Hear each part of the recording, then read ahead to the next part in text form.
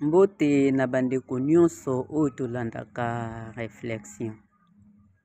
Nga Sir Love nazo répondre motuna oyo ndeko mwasi atuni pona nini biso bafricain soki mutu wana boza na ye lisusu na contact te. Doki bokabwana pendant 10 ans, 15 ans, 20 ans, mutu soka akufi yo lingo yeba kufi na nini.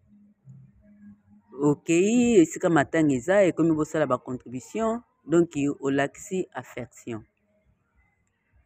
Metanga azalaki na bomoi otikali kobenga mutu wana ata mokolo moko te. Donc mpo na nga nalobaki bokutana mpe na banzela bopesana kutu lisusu ata mbote te. Me akufi yo lingo olakisa bolingo.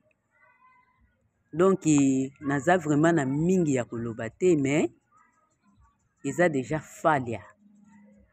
Ezaki motema mabe mutu esala bongo.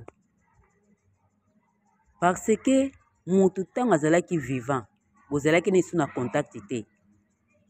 Ata pendant 2 ans ou bien 1 année, bokutana pe na banzela botikala kosolola su te bopesana pe mbote te.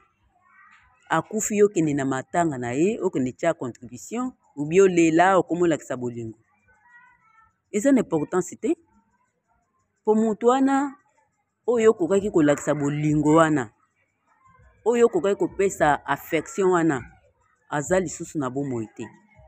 Omonte ke nyonso oyo kosala kuna doki eza pamba. Po contribution na yo oyo kopesa ye akomona ngo te. Maya misu na oyo kotangisa ye akomona ngo te.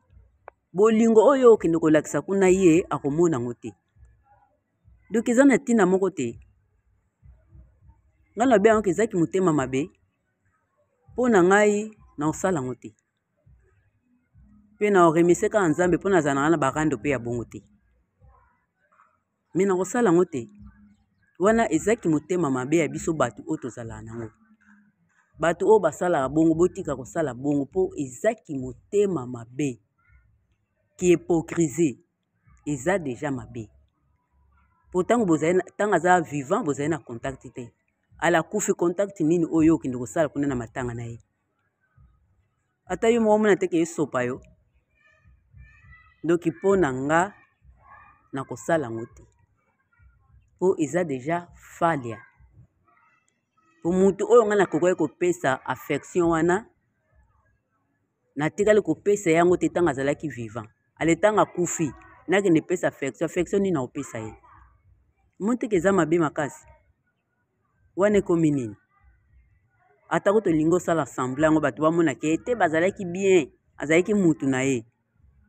Mutu amona ko zalaki bien na ye oyo wana kufi. Oyo yo lakisi bolingo wana te. Ale bato misusu ba omona bolingo oyo ko lakisa na momana mutaza na bomoi te. Bazana donc elobila bango eloko te. Po mutu elinga ko lobila ta eloko oyo wana kufi. Me ye nyonso kosala ya mona ngo te. Siko ba misusu ba omona wana elobili bango ni. Donc totika bizaleli wana eza nde mabe. Tango oza na contact soute na mutu wana bokabwana 10 à 15 ans. Soki tango azalaki viva bobongisaki te. Tango pa kufi bokobongisa lisusu eloko te. Donc eza na importance te yo kende sika matanga ezali. Eza na importance te. Yango wana ke tozala kana kolakisa bolingo tango toza na bomoi.